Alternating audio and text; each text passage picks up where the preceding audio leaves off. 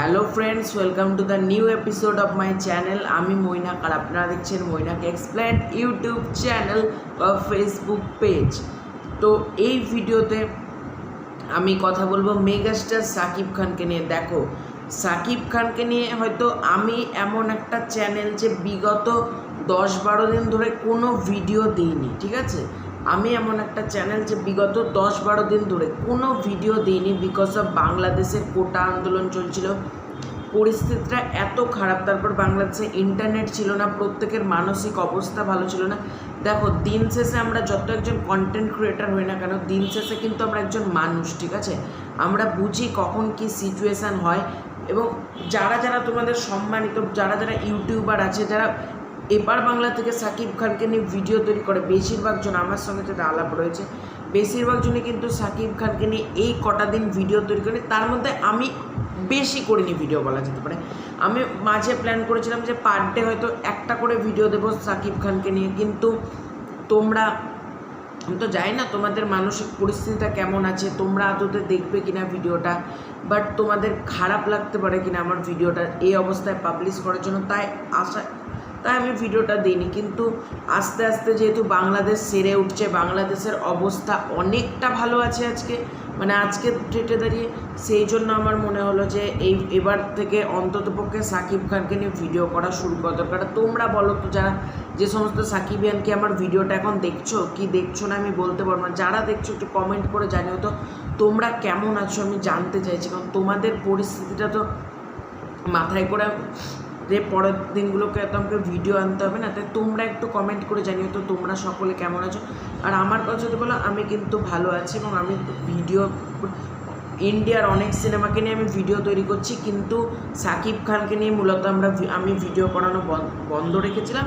তো আজ থেকে আবার সেই পুরো দমে ভিডিওগুলো আসতে থাকবে এবং তোমরা এইভাবে সাপোর্ট করেছো, ঠিক আছে। তো আজকে কথা বলবো তুফানের কারেন্ট বক্স অফিস কালেকশন নিয়ে। দেখো, তুফানের কারেন্ট বক্স অফিস কালেকশন, এ বলছে এত কোটি, ও বলছে অত কোটি, সে বলছে তত কোটি, কিন্তু তুফানের আলটিমেটলি বক্স অফিস কালেকশন কখন জানা যাবে?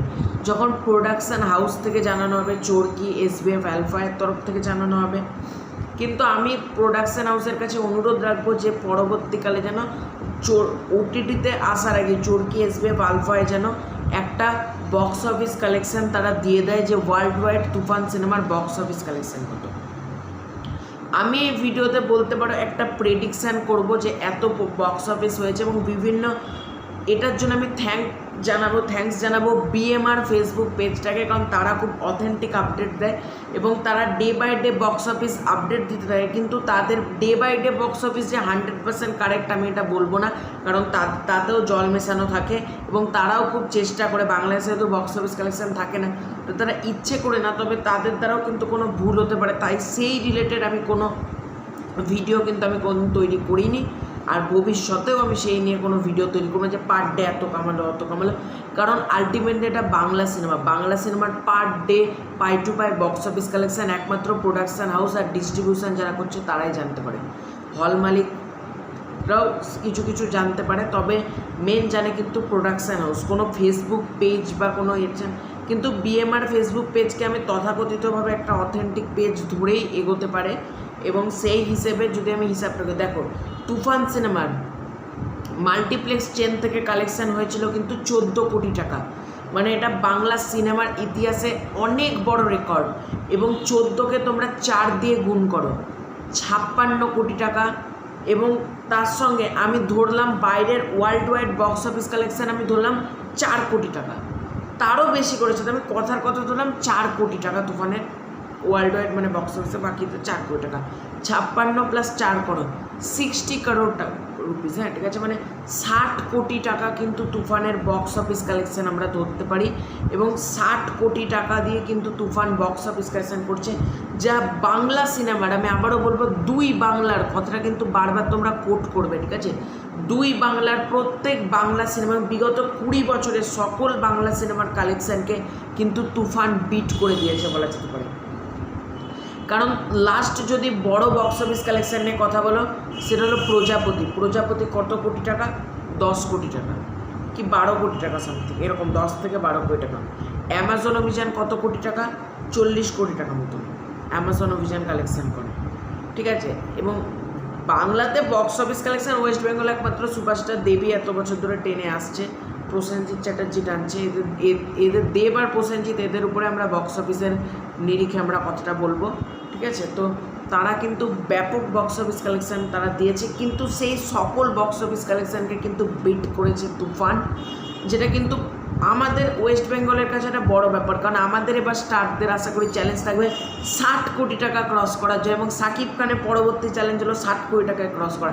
এভাবে কম্পিটিশান যত বাড়বে, কন্টেন্টের কোয়ালিটি তত বাড়বে, সিনেমা দেখার প্রতি মানুষের আগ্রহ তত বাড়বে, এবং যত ভুলভাল সিনেমা যেগুলো তৈরি হয়, সেটা বাংলাদেশ বলো, ভারতে বলো, মানে পশ্চিমবঙ্গ বলো, দুই বাংলায় প্রচুর আগাছা সিনেমা কিন্তু আমরা তৈরি হতে দেখি, যে সিনেমা কোনো উল্টোপাল্টা প্রোডাকশান হাউস থেকে আসে, সেই পরিমাণ কোনো স্টোরি নেই, কোনো স্যাটেলাইট ওটিটি বিক্রি হয় না, জাস্ট রিলিজ করে এবং নাম কামানোর জন্য করে, বড় দু একটা স্টার নিয়ে নেয়।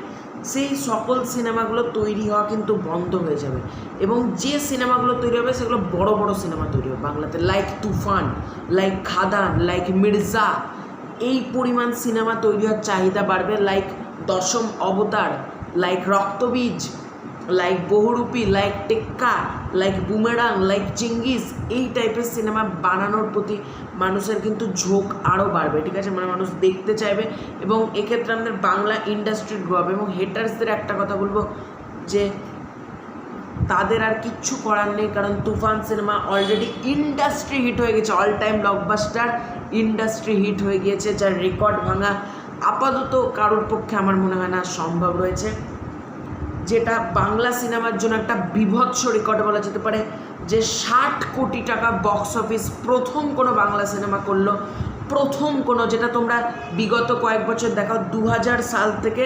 2023 সাল অবধি, তোমরা যদি কি 2024 সাল, যেহেতু আমি 24-এর কথা বলছি, 2000 সাল থেকে 2024 সাল, 24 বছরের তোমরা যদি এরকম কোনো সিনেমা দেখাতে পারো, চাও আমি ভিডিও ডিলিট করে দেবো, এই ভিডিওটাই যে সাকিব খান রেকর্ড নেই, তার আগে নয়, ঠিক আছে। সাকিব খান 2000 সাল থেকে 2024 সাল পর্যন্ত যতগুলো বাংলা সিনেমা রিলিজ হয়েছে, সেটা এপার বাংলা ওপার বাংলা, যতগুলো বাংলা সিনেমা রিলিজ হয়েছে, 1000টা সিনেমা, 2000টা সিনেমা, যতগুলো সিনেমা রিলিজ হয়েছে, সকল সিনেমার টপে কিন্তু স্থান থাকবে তুফানের, যেটা কিন্তু আমাদের একজন কন্টেন্ট ক্রিয়েটার হিসেবে ভীষণ ভালো লাগলো। 2000 সাল থেকে 2024 সালের মধ্যে সকল বাংলা সিনেমার 1 নম্বরে স্থান থাকবে কিন্তু তুফানের, পশ্চিমবঙ্গ আর বাংলাদেশ মিলিয়ে কিন্তু আমি কথাটা বলেছি, ঠিক আছে। তো আশা করছি তোমাদের এই ভিডিওটা ভালো লাগলো। ভিডিওটা ভালো লাগলে কী করতে হবে তোমরা জানো, লাইক করতে হবে, মতামত তোমাদের যদি থেকে থাকে কমেন্ট করতে হবে, আর কি করতে হবে, চ্যানেলে নতুন থাকলে তো সাবস্ক্রাইব করে নিতে হবে না। তো খুব শীঘ্রই দেখা হচ্ছে একটা ইন্টারেস্টিং ভিডিওতে, ততক্ষণের জন্য বাই বাই।